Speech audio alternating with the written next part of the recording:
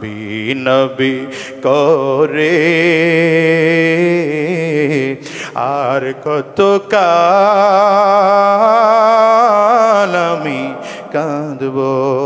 গোলাম 25 বছর যখন হয়ে যায় আর দুনিয়ার তলে ডুবে থেকো না, বরঞ্চ তোমার নাক আর কপালটারে জমিনের সাথে ঠেকাও আর ঠেকায় বলো, আল্লাহ না চাইতে তুমি কত নেয়ামত দিয়েছ, এই নেয়ামতগুলো তোমার কাছে চাই নাই, তারপরেও নেয়ামত দিয়েছ আল্লাহ। এত নেয়ামত পাইয়া আমি তোমার নেয়ামতের শুকরিয়া আদায় কেমন করে করব? নাক আর কপালটারে জমিনে ঠেকা দিলাম আর বললাম সুবহানা রাব্বিয়াল আ'লা। বলো সুবহানা রাব্বিয়াল আ'লা।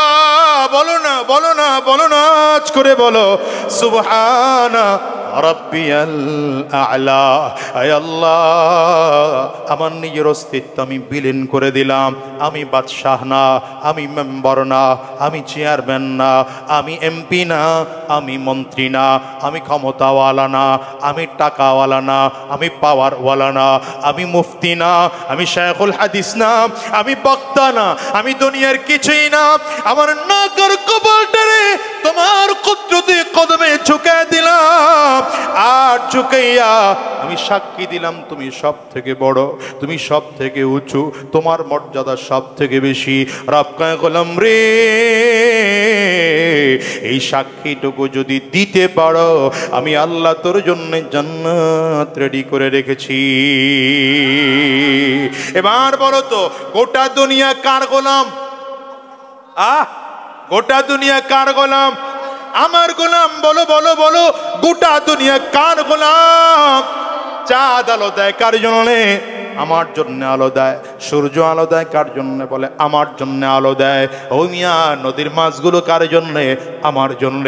কিন্তু আমি কার গোলাম? চিল্লায় জোরে কাও, আঙ্গুল উঁচা করে চিৎকার করে জোরে ডাক দাও না আল্লাহ, আর জোরে আল্লাহ।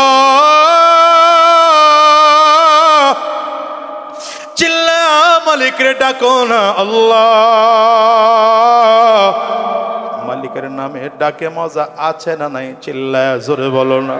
গোটা পৃথিবীর মধ্যে 4টা ডাক, যেই ডাকের মধ্যে কোনো স্বার্থ নাই, যারা তোমারে মহাব্বত করে স্বার্থ ছাড়া, এর মধ্যে একজন হলেন আমার আল্লাহ।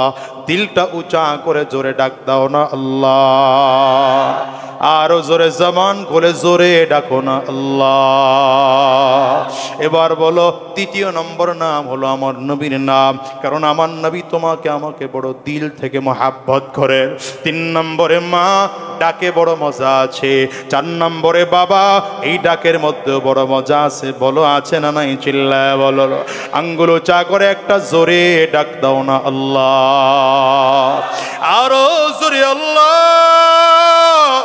চিল্লা গলা ফাটা ডাকো না আল্লাহ। এবার একটু ডাকো না নবী। আমার নবীরে ডাক দাও না, দিলটা উজাড় করে ডাক দাও না নবী গো। নবী নবী করে আর কত কাল আমি কাঁদবো।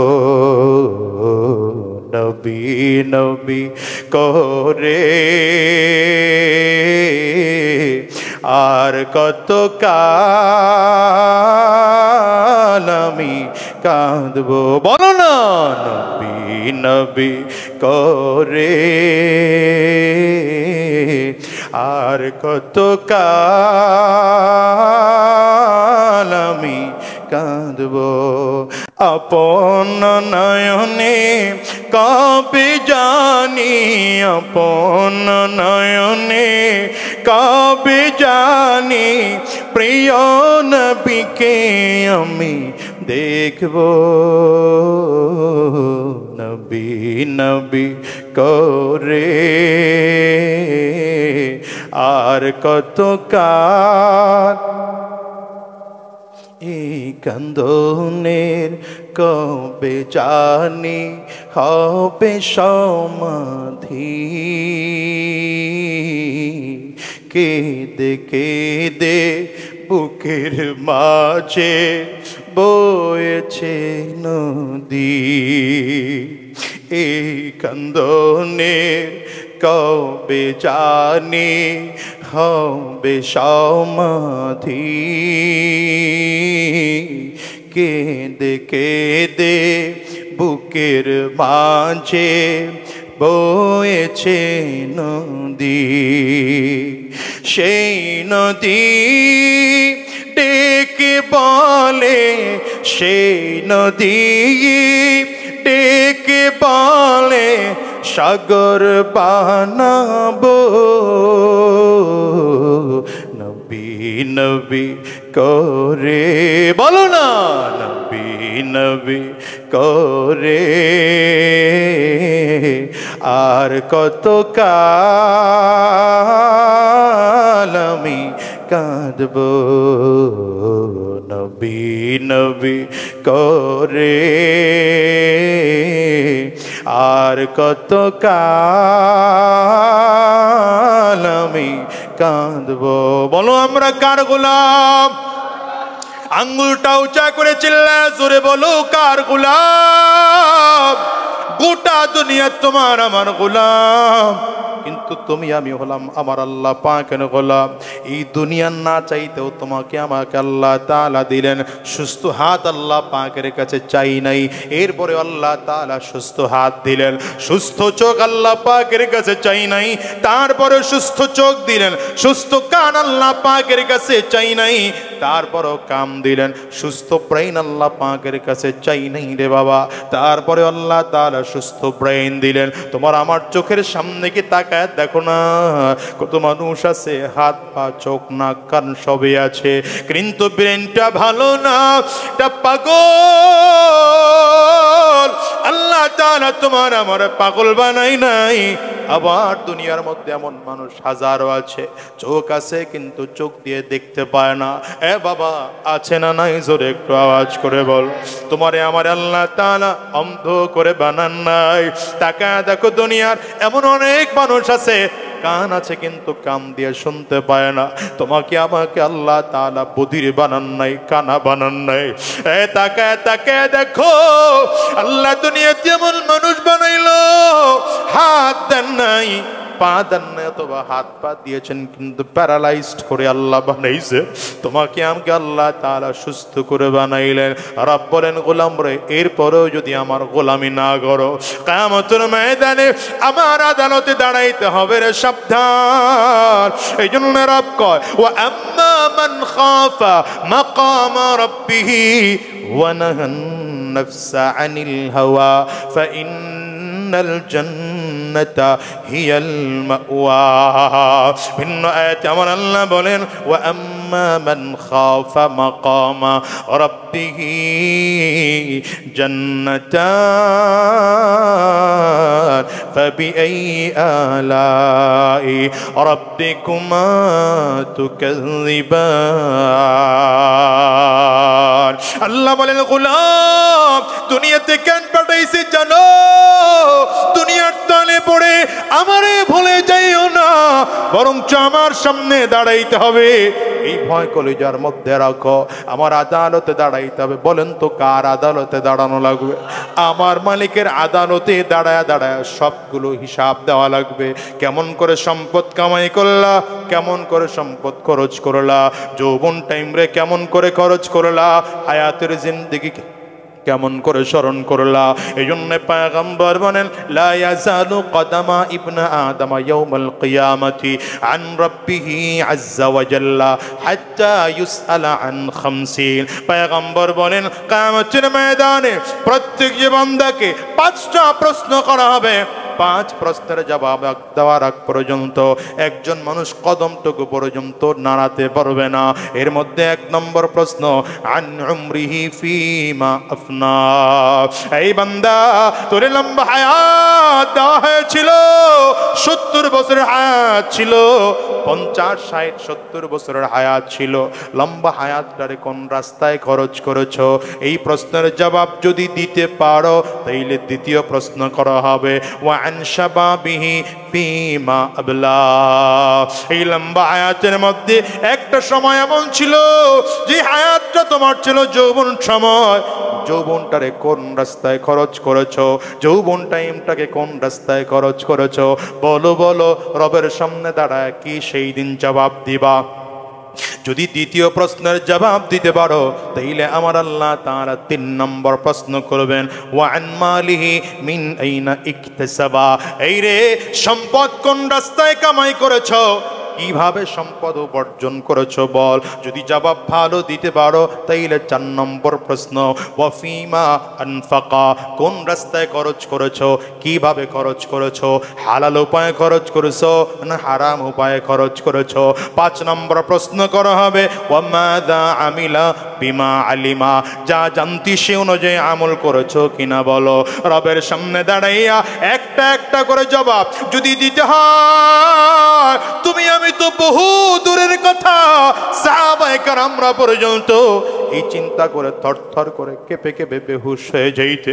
কারণ পয়গম্বর বলেন, হাসিবু ক্বাবলা আন তুহাসাবু, মুতু ক্বাবলা আন তামুত। পয়গম্বর বলেন, মরার আগে নিজের মরণের চিন্তা একবার দিলের মধ্যে ঢুকায় দেখো।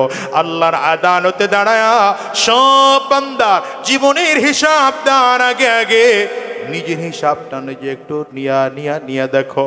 এই জন্য হাকিমুল উম্মত মুজাদ্দিদুল মিল্লাত শাহ আশরাফ আলী থানবী রহমতুল্লাহ আলাই নিজের বালিশের পাশে একটা আলাদা করে লাঠি রেখে ঘুমাইতে। সারাটা দিন সকালবেলা ঘুম থেকে ওঠার পরে সন্ধ্যা পর্যন্ত কি কি গুনাহ হয়েছে নিজেরটা নিজে মনে করে করে প্রত্যেকটা গুনাহের জন্য নিজেকে নিজের লাঠি দিয়ে পিটাইতে,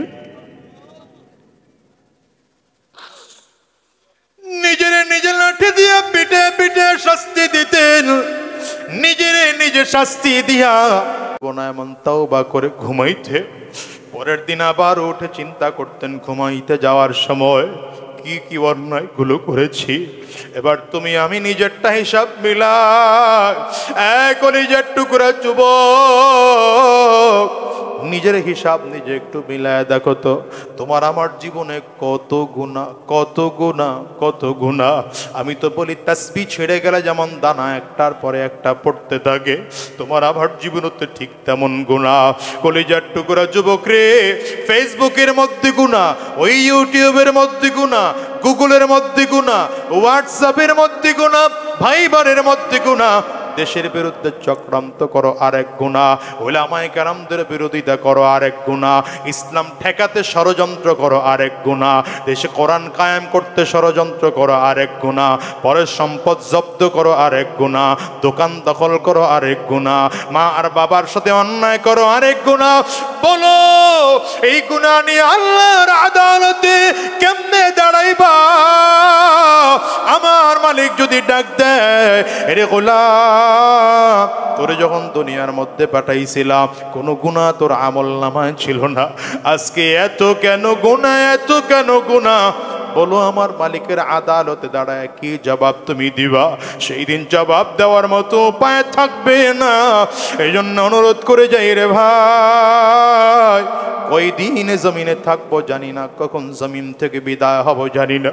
কারণ দুনিয়ায় তো আসার সিরিয়াল আছে বাবা, যাওয়ার কিন্তু কোনো সিরিয়াল নাই। এই দুনিয়া আগে দাদা আসে, তারপরে বাবা আসে, তারপরে সন্তান আসে। যাওয়ার সময় এমন হয় দাদা দুনিয়া থাকে, নাতি জমিন থেকে বিদায় হয়, বাবা দুনিয়া থাকে, সন্তান জমিন থেকে বিদায় হয়। বলো তোমার আমার ক্ষেত্রে এমন হতে পারে কি পারে না? চিল্লায় বলো। আজকের ময়দানটার দিকেও তাকাও, তাকে দেখো কত মানুষ যেন এখানে আছে মা নাই, কত মানুষ যেন এখানে আছে বাবা নাই। বাজান রে, আমি আজাদির ঘরেও তোমার মা নাই। তোমরা বাসায় গিয়া দরজার মধ্যে টোকা লাগাইবা, মা হয়তো তোমাদের দরজা খুলবে। আমি আজাদি বাসায় গিয়া দরজার মধ্যে টোকা দিলে আমি কপাল পোড়ার মা দরজা খুলবে না। বাইরে আমার মতো কার কার ঘরে মা নাই? একটু হাতটা উঁচা করে দেখা। কার কার ঘরে বাবা নাই হাতটা উঁচা করে দেখো, হাতগুলো তুলে রাখো। আমার যুবকরে তাকায়া দেখো, মাহারা মানুষগুলো কেমন করে কাঁদে। আরে যুবক, তাকায়া দেখো না, এই মানুষগুলো যারা হাত তুলেছে এদের কারো ঘরে মা নাই, কারো ঘরে বাবা নাই, কারো ঘরে মা বাবা কেউ নাই। রে এরা বাসায় গিয়া দরজার মধ্যে টোকা দিলে মা তাদের দরজা খুলবে না। ও যুবক, যদি চোখে পানি না আসে কান্নার ভান ধরো। যে মানুষগুলোর চেহারায় পানি আছে তাদের দিকে তাকায় কান্না করো। আর তাকায় দেখো কত মানুষদের চোখে পানি, কারো চোখ বেয়ে বেয়ে পানিগুলো পড়ে। অনুরোধ করে যাই রে যুবক, কয়দিন হারাম রাস্তায় চলবা, কতদিন গুনাহের পথে চলবা বলো, কতদিন দুনিয়ার রং তামাশার মধ্যে ডুবে থাকবা বলো, কতদিন তুমি দুনিয়ার রং তামাশার মধ্যে পড়ে থাকবা বলো। আমার মালিকের কথা কি তোমার স্মরণ হয় না? জাহান্নামের ভয় কি তোমার কলিজায় লাগে না? কবরের ভয় তোমার কলিজায় কি ঢুকে না? তাকে কি দেখো না আমার নবীর হাদিস কি বলে? পয়গম্বর বলেন, আল কবরু রাউযাতুম মির রিয়াজিল জান্নাহ আও হুফরাতুম মিন হুফারিন নার। কবরটা কারো জন্য জান্নাতের টুকরা হবে, আবার কোন গুনাহগারের জন্য জাহান্নামের গর্ত হবে। একবার তাকায় দেখো, তোমার আমার কবরে যদি জাহান্নামের আগুন জ্বলে যায়, বড় বড় সাপ, বড় বড় বিষাক্ত বিচ্ছু এসে যদি হা করে তোমার আমার দিকে তাকায় থাকে, বলো সেদিন তোমার আমার উপায় কি হবে? না, সেই দিন উপায় থাকবে না। সম্পদ কাজে লাগবে না, ক্ষমতা কাজে লাগবে না, বাদশাহী কাজে লাগবে না, টাকা পয়সাও কাজে লাগবে না, সন্তান কাজে লাগবে না। সাবধান, আজকের ময়দান থেকে ওয়াদা করে বের হও, আর মালিকের কাছে ওয়াদা করো, আল্লাহ যতদিন জমিনের মধ্যে থাকবো আর হারাম রাস্তায় চলবো না, আর শয়তানি রাস্তায় চলবো না, আর গুনাহের পথে চলবো না। আয় আল্লাহ, যতদিন জমিনে থাকবো তোমার গোলামি করব। কারা কারা তৈয়ার আছো? দুইটা হাত উঁচা করে আমার আল্লাহরে দেখা, চোখের পানি ফেলে চিল্লায় মালিকের ডাক দাও, আল্লাহ। আরো জোরে ডাকো, আল্লাহ। চিল্লায় ডাকো না, আল্লাহ। চোখে যদি পানি না আসে কান্নার ভান ধরে ডাক দাও না, আল্লাহ। দয়ার মালিক, সবাই মিলে ওয়াদা করলাম হারাম রাস্তায় কদম বাড়াবো না, শয়তানি রাস্তায় কদম বাড়াবো না, গুনাহের পথে চলবো না। আল্লাহ তুমি কবুল করে নাও, কবুল করে নাও। চিল্লা বলো আমিন, আওয়াজ করে জোরে সরে বলো আল্লাহুম্মা আমিন। হাতগুলো তুলে রাখেন বাজান। এ হাত দিয়ে কেউ মাকে কবরে রেখেছেন, কেউ বাবাকে কবরে রেখেছেন, এই হাত দিয়ে কেউ কাবার গিলাফ ধরেছেন। আজকের হাত দিয়ে আমরা একটা ছোট্ট নেকের কাজ করব। সবাই রাজি আছে?